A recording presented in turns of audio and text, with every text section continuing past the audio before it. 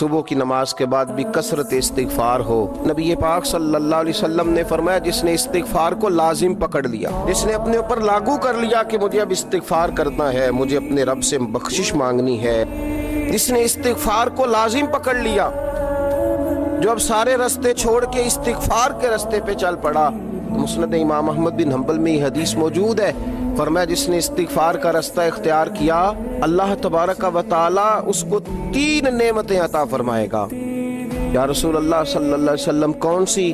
تو حضور نے فرمایا اللہ ہر فکر سے کشادگی پیدا کر دے گا، اس کی جو بہت ساری فکریں ہوں گی، سوچیں ہوں گی، ان سوچوں کو کھول دے گا، اس کے لیے آسانیاں پیدا کر دے گا۔ اس کا یہ معنی بھی کریں کہ اللہ ایسے رستے بنائے گا، ایسے رستے اسے سجھائے گا، اس کے ذہن میں ایسی چیزیں لائے گا جس سے اس مشکل سے نکلنے کے لیے اس کے لیے رستہ بن جائے گا۔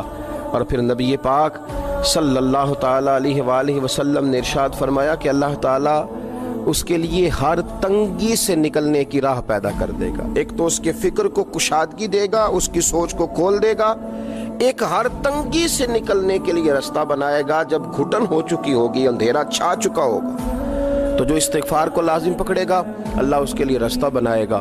اور تیسرا میرے پیارے حبیب علیہ السلام نے فرمایا رب وہاں سے رزق دے گا کہ کبھی اس نے سوچا بھی نہیں ہوگا۔ تو جو استغفار کو لازم پکڑے اس کی اللہ فکر کو کشادہ کر دے گا، اللہ تنگی سے نکلنے کا رستہ بنا دے گا، تو اللہ تبارک و تعالیٰ اس کے لیے وہاں سے رزق کا بندوبست کرے گا جہاں سے اس نے کبھی سوچا بھی نہیں ہوگا، واپس لوٹا جائے، استغفار کا رستہ اختیار کیا جائے۔